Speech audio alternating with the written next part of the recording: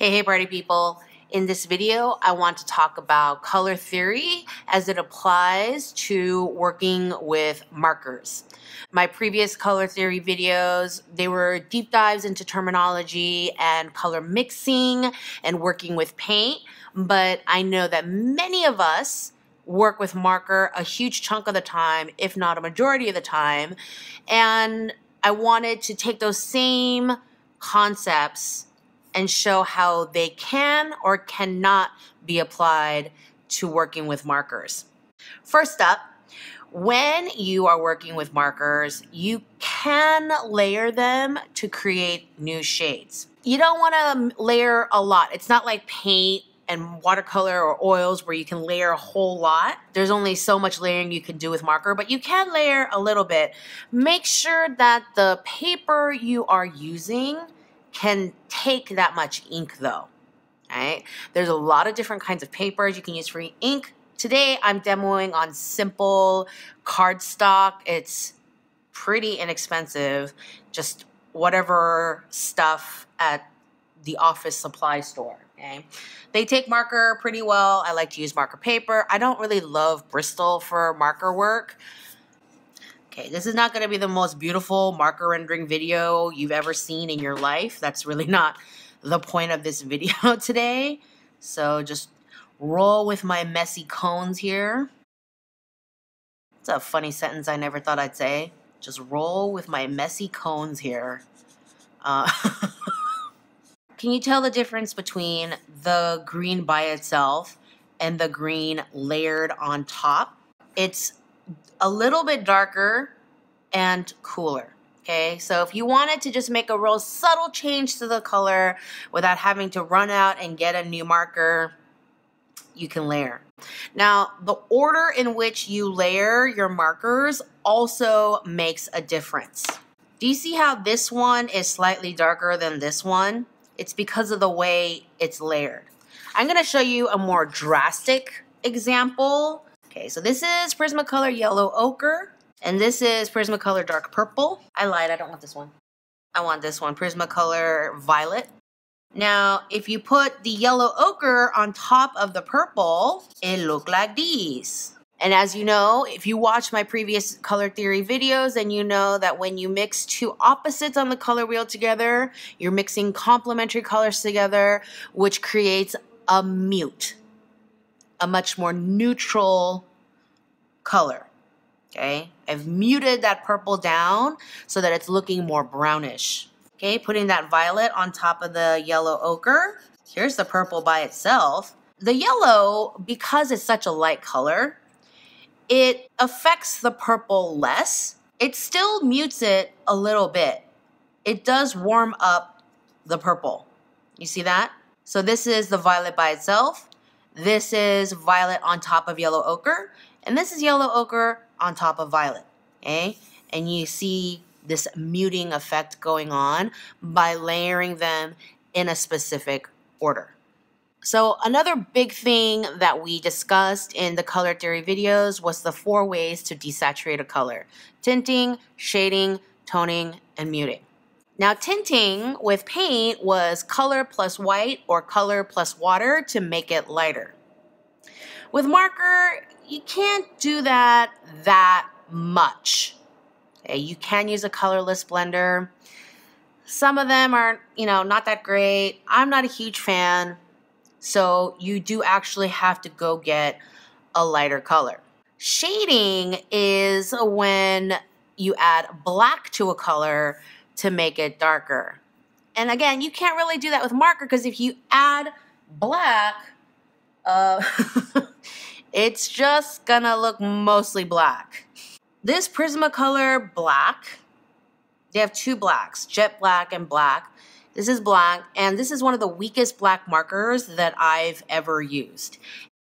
It's the weakest black, and it still will cover it. So no matter how light of a touch you use with black, it's gonna be black. So you can't really mix black with markers. You are gonna have to get a darker marker color. With tones is color plus gray. And in this area, you actually do have some wiggle room. So when you're layering grays with marker colors, you have to consider a few different things. Number one, the value. Value in color theory means the lightness or darkness of a color. And so when you look at these gray markers from any brand, Copic, they name theirs, 1, 2, 3, 4, 5. Prismacolors, they call them 10%, 30%, 70%. But, all these brands, they have that scale, okay, the value scale for their grays. I did this grayscale using the Copic Neutral Gray series. And so they have from 0 to 9, and then this is the Copic Black. I know they have a Neutral Gray 10, but mine dried out and I need to get a new one. But now that I've made this grayscale, I'm kind of wondering if I really do need one because the Copic Black isn't that strong. Copic has a special black, their 110. Their black is color number 100. Their special black is 110, and that one is a more intense black. So when you're layering, consider your value that you're adding, okay? If you use a dark 6 or 7 on top of this light yellow, what is going to happen compared to if you did an actual value match, which is closer to 2? You may be at this point thinking, how do you tell it's a value match? Okay, what you want to do is make yourself a value scale like this and bring your marker all the way to the edge so you can do it edge to edge. And put your value scale right on top of the color. Squint your eyes so everything becomes real blurry. And there's going to be a point on this scale where you don't really see a line of difference because the value is similar enough, they start blurring together. These two are never going to blur together because this is too dark. Okay, the difference is always going to be distinct. But here, okay, do you see how it starts blurring because it's a similar color because it's a similar value? Okay, and so your value match is in here. The next thing you want to think about is the color of the gray. There's a lot of gray scales out there. Many brands have several gray scales. This, I swatched the middle gray, either the 5 or the 50%, in 6 different gray stories, okay? This is currently my favorite series right now. This is the Touch Blue Gray, BG. This is BG5, this one. Look at the shade differences. This warm gray is really green. Some people will call it a French gray. And it's this gray family that I would more often pair with yellows and greens because they share an undertone. This Prismacolor Warm series, it has a purplish undertone. So this would pair great with purples, red violets, pinks, reds, even oranges. Yeah, I would put that because I think this is too green to go with orange. And then these are very cool. Okay. Now, do you see the value difference between these two? Brand to brand, the values are going to be a little bit different. So you need to make your own value scales for the grays that you use. Okay. So this is a Copic C5, Cool Gray 5. This is a Prisma Cool Gray 50%. And these definitely run cool.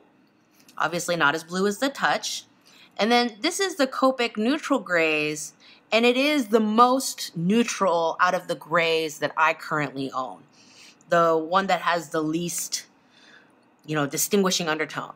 And these are great for all kinds of blues, also some of the cooler purples, blue greens, okay? That's what these are for. So when you are thinking to put a gray on top of a color, think about the value you want and think about the undertone you want.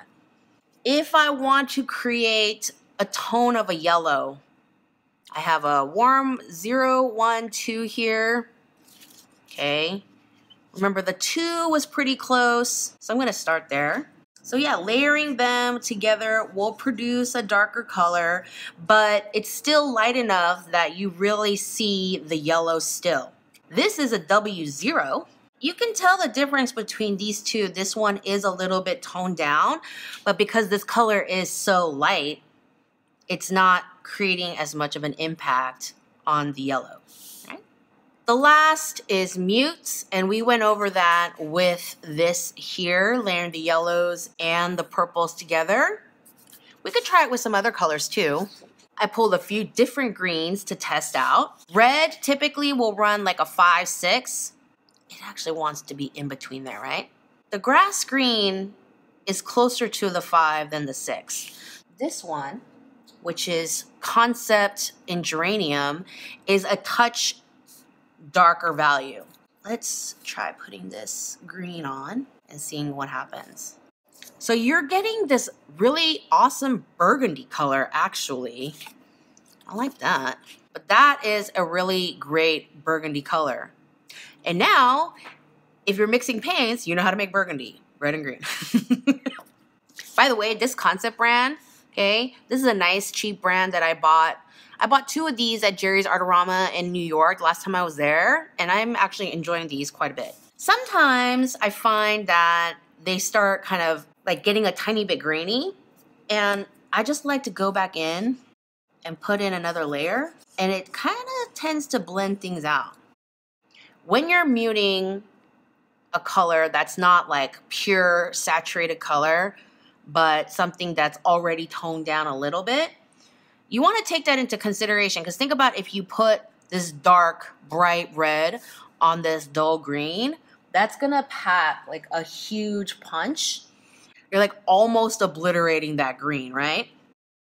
So if you want to mute a pea green like this is the Copic Chow and Pew Green. Pea green, not pew green. Puke green, no, pea green. I would go for a toned down red, like this is the Copic Rose Salmon. This is the Prismacolor Peach. This is what it looks like by itself. It's a tint of a red, basically, is what it is. That's what peaches are. They're red plus white, like a warm red plus white. So you're still seeing more of that green in there. That peach is really powerful, though. Bring that in again. See, it doesn't touch the red so much, but it does blend in with that peach better. See, this one is a softer color to begin with. So what's the practical application to learning all this layering? For me, the big practical application is choosing shading colors for my illustrations. We have 3 main options for choosing shadow colors. A few weeks ago, I posted a video on shadow placement, where to put your shadows so that your garments look 3D. And now we're going to talk about what colors to use so that your garments look 3D, look interesting, etc. Number 1, you can shadow your garments with gray.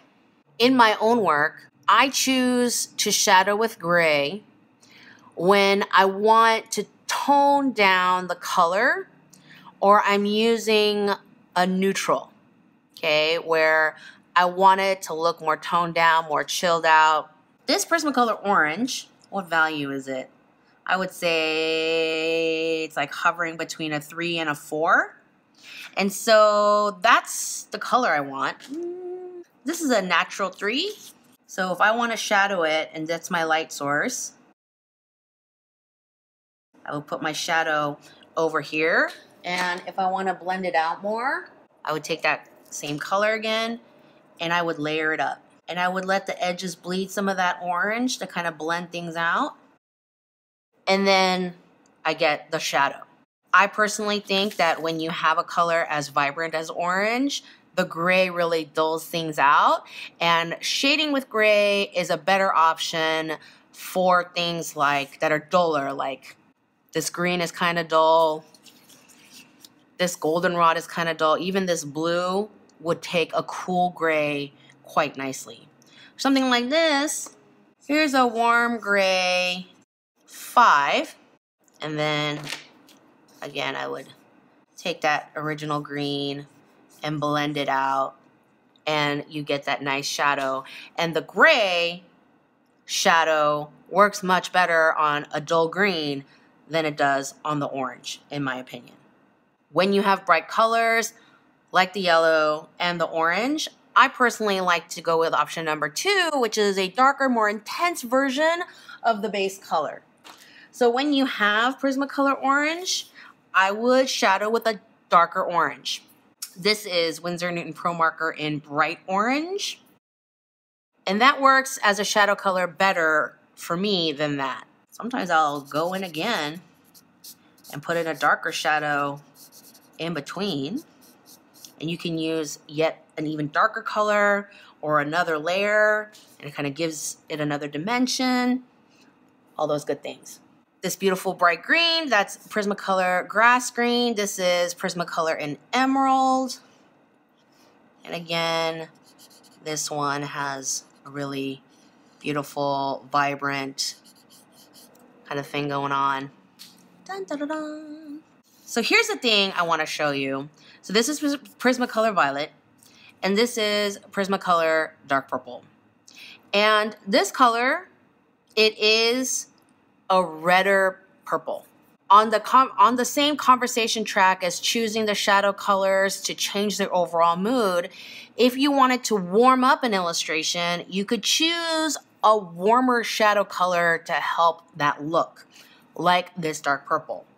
On the other hand, you can choose another purple. This is Imperial Violet, which is a much cooler purple, bluer, and you can shadow with that, and that gives a different vibe. So even if your fabric base color, if this is your swatch color, and you've got that color going on, you can still kind of alter the mood and the general feel for the color by changing your shadow color. This is how I like to shadow skin tones, with a darker, more intense color. I absolutely never shadow skin tones with gray. It always looks terrible unless I'm doing like a super stylized thing where I have a really weird skin color. If I'm going for a natural skin color, then I'm never shading with gray. I'm always shading with a darker version of the base skin color. This base color is the Prismacolor Light Tan. If you're using this as just a coat color, just like a, rosy camel cashmere coat, sure, you can shadow that with gray if that's the look you're going for. Here's a warm gray 5. I would not want that shadow color on skin. This is not the kind of thing where, watercolorists who do these portraits, they do these really stunning skin tones with like blue shadows and, they can really manipulate skin in beautiful ways.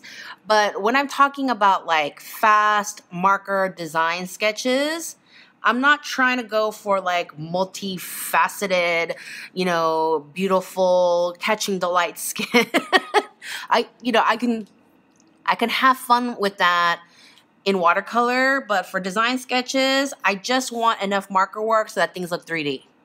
The third option is to use your complement to create a muted shadow. And you can do that if you want a more dimensional look to your garments, to your shadows.